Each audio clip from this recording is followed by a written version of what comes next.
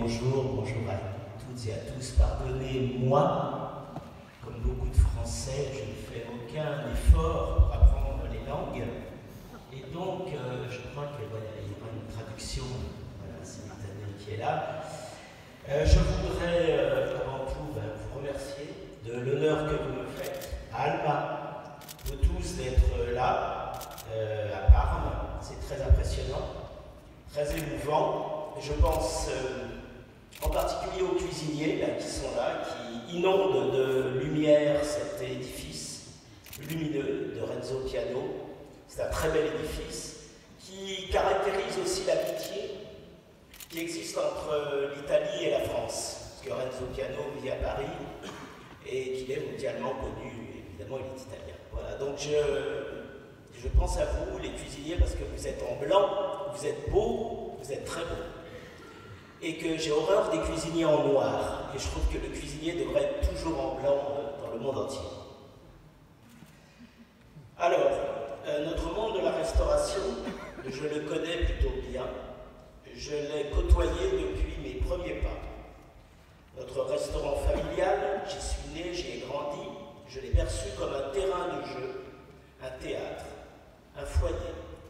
J'ai longtemps cru que les clients étaient des amis de mes parents qui venaient manger chez nous. Chez Trois Gros, 4 générations de cuisiniers se sont succédés, ce qui est assez rare. N'allez pas me demander pourquoi ce choix à chaque génération, je ne sais pas. À moins que la joie, elle soit pour quelque chose, celle de pratiquer ce métier contagieux. C'est donc avec joie que je vais m'adresser à vous en abordant 3 sujets. Le premier, les années 60, période où Gualtiero Marchesi était en France. L'Italie, telle que ma famille maternelle, mes voyages et mes rencontres me l'ont transmis. Et la cuisine d'aujourd'hui. Commençons par Gualtiero. Tout début de sa vie professionnelle, c'est un cuisinier comme un autre. Bien qu'il ait une attirance très particulière pour ce qui est beau, il était gourmand, bien sûr, gourmet plutôt, et il aimait cuisiner selon la tradition familiale et italienne. Les pastas, les risottos, faire des bonnes sauces, faire des vinaigrettes. Jour après jour, le métier rentre, il apprend, il écoute, il regarde, il goûte et regoute sans répit. Il est très attentif à ce qui l'entoure et notamment aux coutumes de la table. La cuisine de son pays, il en est fier, bien qu'il la trouve trop figée dans ses habitudes. À cette époque-là, la population italienne ne veut que les plats qu'elle connaît, alors que dans d'autres domaines artistiques, l'innovation est de mise. Cela va convaincre Gualtiero d'aller voir du côté de la France, où là-bas, on dit que ça bouge. On dit qu'un groupe de chefs est en train de bouleverser les codes de la cuisine française. Ces chefs héroïques se nomment Guérard, Sandrans, Chapelle, Verger, Eberlin et Trois Gros. Et ils allaient devenir mondialement connus en créant la nouvelle cuisine française durant les années 60. Gualtiero, en insatiable curieux, désirait voir de plus près cette révolution. Pas seulement comme un client, mais comme un acteur, en participant à l'action. La lettre de motivation qu'il écrivit aux frères Trois Gros fut si séduisante qu'ils répondirent favorablement. Une chance inespérée pour lui de se voir ouvrir les portes d'une cuisine d'avant-garde. Jamais auparavant, et pourtant il avait déjà quelques années de métier, jamais il n'avait pu voir une telle organisation, des chefs si proches de leurs employés, si libres de créer. Jamais il n'avait vu une clientèle si gourmande de nouveautés. Jamais il n'avait vu des menus évoluer aussi vite. Les légumes aussitôt cueillis, aussitôt cuisinés. Un tel respect des matières premières, une telle fraîcheur dans les compositions. Il y a un plat qui l'interpelle plus que les autres, car il semble à lui seul résumer l'état d'esprit des 2 frères. Ce plat, c'est l'escalope de saumon à l'oseille. De ce plat, Gualtiero apprécie la simplicité de la recette, la précision des gestes et l'audace de la cuisson rosé à cœur. Il tente de comprendre, il fait des parallèles avec son travail et réalise qu'il faut beaucoup de temps et d'audace pour en arriver là. Oui, bien sûr, pour assimiler les techniques, mais surtout pour les laisser derrière. Oui, c'est exactement comme ça qu'il voulait agir, s'instruire toujours, faire de la recherche, sortir des schémas classiques et assumer le résultat. Mon papa, Pierre Troisgros, qui a maintenant 90 ans, m'a confié qu'il se souvenait d'un homme qui se distinguait nettement des autres. Délicat, élégant, cultivé, son allure intello n'était pas courante dans le métier. C'était pas le genre de cuisinier qui travaillait dur à la mise en place, dit-il, mais plutôt celui qui avait une relation délicate avec la nourriture. Il se posait des questions du matin au soir. Comment ça se fait? Pourquoi? D'où ça vient? Est-ce mieux autrement? Très vite, m'a-t-il dit, Gualtiero s'est pris d'affection pour Jean-Baptiste. Jean-Baptiste était le père, le créateur de la Maison Troisgros. Ensemble, ils partageaient souvent les repas pour commenter le plaisir ressenti, pour échanger des histoires. De temps à l'autre, ils allaient rencontrer les éleveurs de bovins, les maraîchers, les volaillers, les pêcheurs de la Loire. Mon grand-père était un autodidacte et de nature anticonformiste. Il n'avait que faire des règles. Seul le résultat comptait. À ses yeux, la sophistication n'était qu'une faiblesse, un manque d'inspiration. Trop de manières ne pouvaient que nuire à l'élégance, en particulier les présentations au plat et tout ce cinéma de service au guéridon qui ne lui donnait qu'à manger tiède des assiettes mal finies. Il n'y trouvait pas du tout son compte car il aimait la précision de la présentation, les sauces légères, faites à la minute, la bonne cadence entre les plats. En passant du temps à côtoyer Jean-Baptiste, Gualtiero a été témoin de tous ces changements qui faisaient d'eux des précurseurs. Pour ma part, j'avais 10 ans quand il était à Roanne et je me souviens avoir partagé ma petite chambre au-dessus des cuisines avec un inconnu qui, avant d'aller au lit, prenait des notes et dessinait sur un petit cahier. Le matin, je partais à l'école quand lui commençait en cuisine. Les mois s'écoulèrent, puis il rentra finalement à Milan, enrichi de ce qu'il avait vécu au milieu de nous. Ce n'est que des années plus tard, tout début des années 80, qu'avec mes parents, nous sommes allés lui rendre visite via Bonvesine de la Riva à Milan. À ce moment-là, on parlait déjà de lui, en France et en Italie. Je me souviens que notre repas fut magnifique, tellement artistique, tellement italien, mais d'une sobriété raffinée que nous n'avions jamais vue auparavant. Sur chaque table, il avait osé remplacer les fleurs par des rarissimes petites œuvres de Man Ray, l'artiste Man Ray. Son goût pour la création s'affirmait partout, dans tous les détails, dans le mobilier comme le graphisme. Qui n'a pas en tête son logo fait de traces de couleurs? Nourri par sa connaissance des beaux-arts, par sa passion de la grande musique et par ses convictions, rien n'allait le stopper dans sa quête personnelle du raffinement sobre. En 84, il écrivit « J'aime tellement la musique et la peinture que c'est justement à un peintre que je dois la meilleure explication de mes choix. Laissez-moi vous reporter textuellement une pensée de Toulouse-Lautrec. Dans tout art, et ceci vaut aussi pour la cuisine, le grand raffinement consiste dans la synthèse et dans la simplicité. Évidemment, il est nécessaire de se reporter à la tradition, mais il faut l'oublier, sans toutefois la trahir, par ignorance ou par négligence, ou pour ne pas vouloir en tenir compte.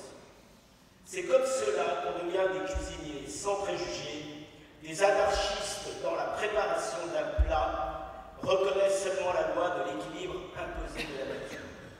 Cette vue de l'esprit, je vous conseille de vous l'approprier tant elle est puissante. À cette époque, courant des années 70, il fallait du courage car peu de clients en Italie étaient prêts à accepter ce less is more. Durant toutes ces années de pratique, nombreux sont les cuisiniers qui ont œuvré à ses côtés. Ils ont tous gardé pour lui une reconnaissance infinie, une fascination même.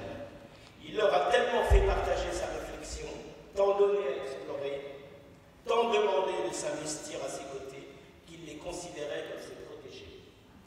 Paolo le prior, Carlo Crapo, Enrico Crippa, Davide Oldani, Andrea Berton, Pietro Liman et bien d'autres ont marché et marcheront encore dans ses pas. Avec eux, son héritage est plus que jamais vivant.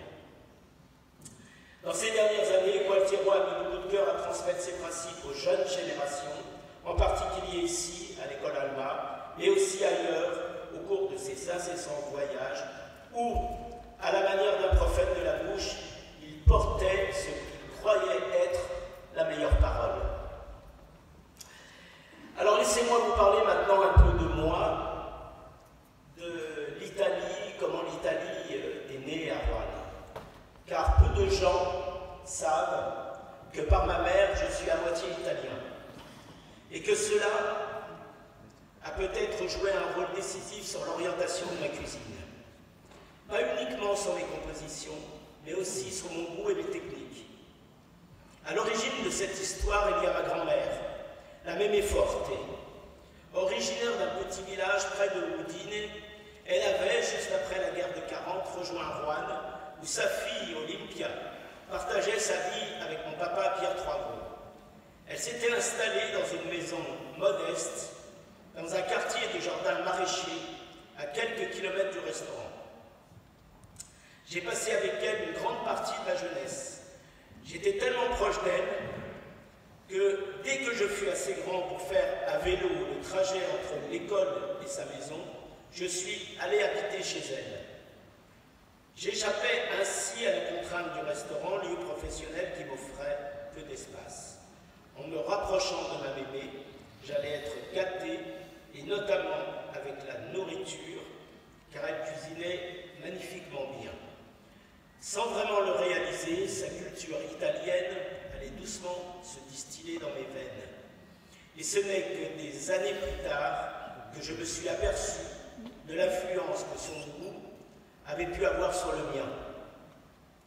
Dès que je pouvais, je lui donnais la main dans sa petite cuisine. Des fois, c'était pour abaisser la pâte pour faire les pastas. D'autres fois, pour façonner les gnocchis, une tarte aux pommes, remuer la polenta, piler le basilic ou encore faire la sauce tomate. On ne peut pas dire que sa cuisine était authentiquement italienne, car elle avait du mal à trouver à Roanne les ingrédients d'origine. Par exemple, le parmesan était remplacé par du gruyère. Mais au final, elle trouvait toujours la meilleure solution, et l'esprit et le goût étaient là, proches de la vérité. Une fois par mois, le dimanche, c'était le jour des gnocchis. Pour l'occasion, nous nous retrouvions tous ensemble autour d'une grande tablée pour partager ce dont elle était le plus fière. Les opérations commençaient au lever du jour, en premier par la cuisson des pommes de terre, qu'elle avait soigneusement choisies de la même taille. Encore toutes chaudes, elle les réduisait en purée, avant de les malaxer avec des jaunes d'œufs et de la farine. Ne me demandez pas la recette, il n'y en avait pas. Seules les mains suffisaient, étaient capables de sentir si la farine et les œufs étaient suffisants. Après un court repos en boule, elle roulait sa pâte en boudin sur la table de la cuisine, puis la découpait ensuite en rondelles. Et là arrivait l'étape qui lui demandait le plus de soin. Elle les façonnait une à une sur le dos d'une fourchette. Un jeu d'enfant pour elle. Les gnocchis prenaient forme et je n'avais plus qu'à les aligner un par un sur la table de la cuisine, avec les mains enfarinées, bien sûr. À la fin, il y en avait des dizaines sur la table. Le temps qu'il lui restait avant le déjeuner était réservé à la sauce tomate. Jamais je n'en ai goûté une aussi bonne. Elle n'y mettait pas d'oignon, mais une mousse d'ail, du thym et du laurier, une branche de céleri, une noix de beurre et quelques gouttes de jus de citron. Aussi, et c'est encore un grand souvenir pour moi, elle était rouge, cette sauce tomate, mais rouge, très très rouge. Au moment tant attendu, elle venait déposer cette énorme jatte au centre de la table, encore fumante. C'était comme un instant religieux. La mémé était si fière d'avoir accompli la tâche et si heureuse de nous l'offrir qu'elle se mettait à chanter l'Ave Maria. Et à la fin, ça se terminait toujours avec un limoncello. D'un autre côté, mon pochon italien vient aussi de mes vacances, car nous partions presque tous les étés visiter nos lointains cousins du Frioul. La route n'était pas ce qu'elle est aujourd'hui, et ça prenait quelques jours pour traverser l'Italie d'ouest en est. Il fallait faire étape à Turin ou à Milan, à Vérone ou à Venise, ces villes théâtrales, ces restaurants visités, ces cuisiniers et ces cuisinières chaleureux, ces plats tellement simples de pâtes et de riz, les pizzas, rien ne m'était étranger. Au troisième jour, quand enfin nous arrivions à Bouia, Bouia c'est le petit village maternel, à peine rentrés dans la maison, l'odeur de polenta nous saisissait. Elle cuisait sur le feu dans le chaudron en cuivre. Son parfum doux et si particulier envahissait toutes les pièces. Et je me souviens que c'était les femmes de la maison qui s'en occupaient, jamais les hommes. C'était parfois des sœurs de la mémé, parfois la mémé.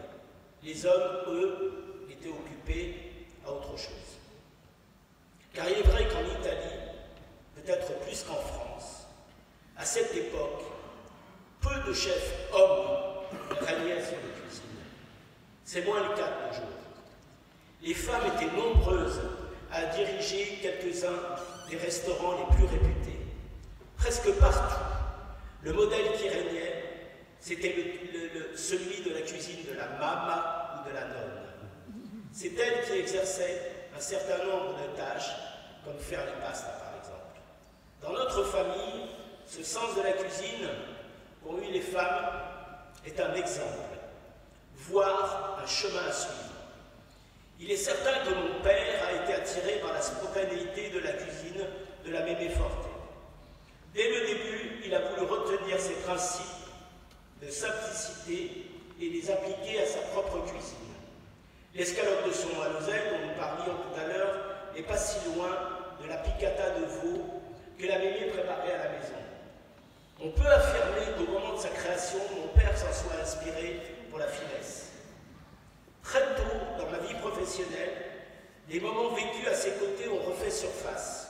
Imaginer la mémé faire les raviolis m'a conduit à élaborer les mezzaluna, les pommes de terre à l'artichaut. Dans les instants d'hésitation où je l'ai conçue, elle était mentalement à côté de moi. Marie-Pierre, mon épouse, a cette même façon de cuisiner, innée et spontanée. Il lui faut peu d'ingrédients pour faire des miracles. Ce qu'elle prépare, elle le réussit.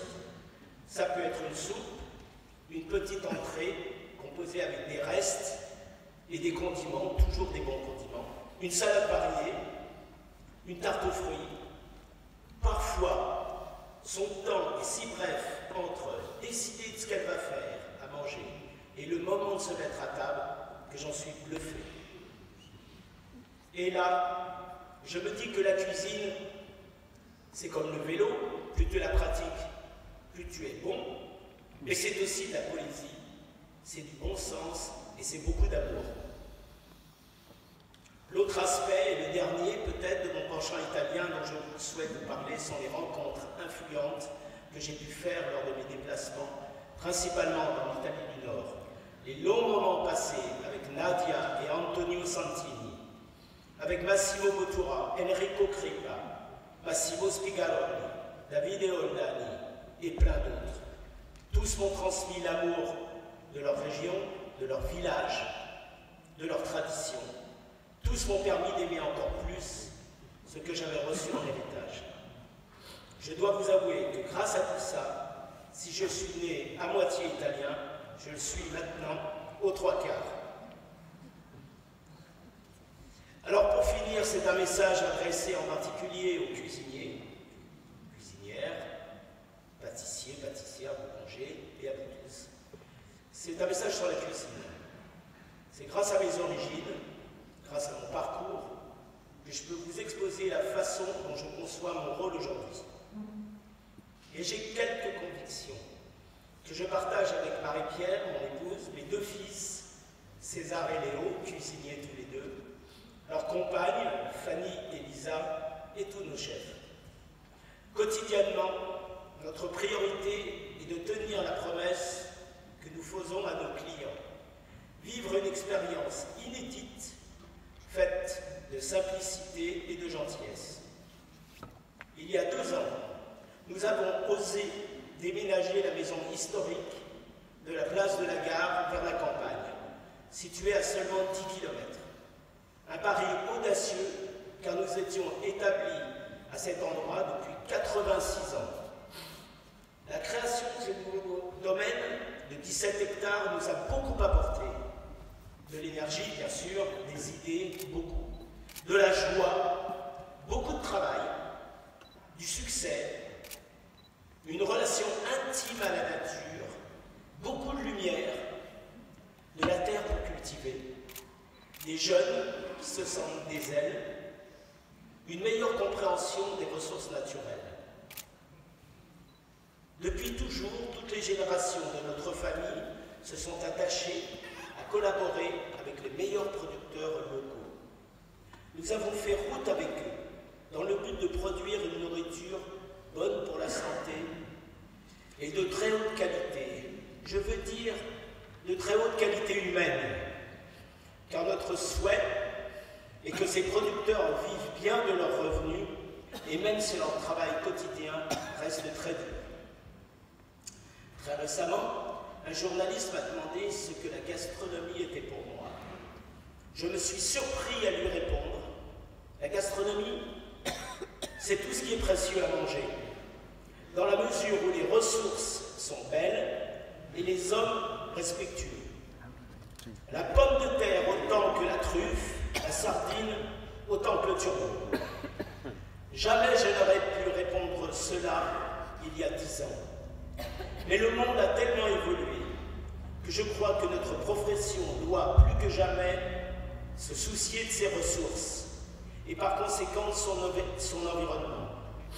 Les acteurs de la grande cuisine représentent une des clés de ce changement qui intègre à la fois le maintien de la diversité alimentaire, une alimentation saine et une démarche volontaire auprès des petits producteurs.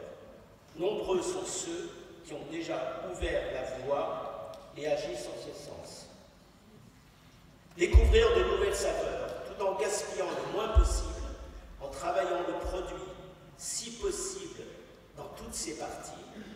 C'est ce que nous a démontré Paolo hier dans son restaurant, avec le chou-fleur. Qu'elle soit végétale ou carnée, en passant par les fanes, les abats, les épluchures, les os, etc. La période est au recyclage, la période est à l'anti-gaspillage. Nous, les chefs, nous devons donner l'exemple aux consommateurs qui ne le font pas chez eux. Ainsi, nous ouvrons une nouvelle voie.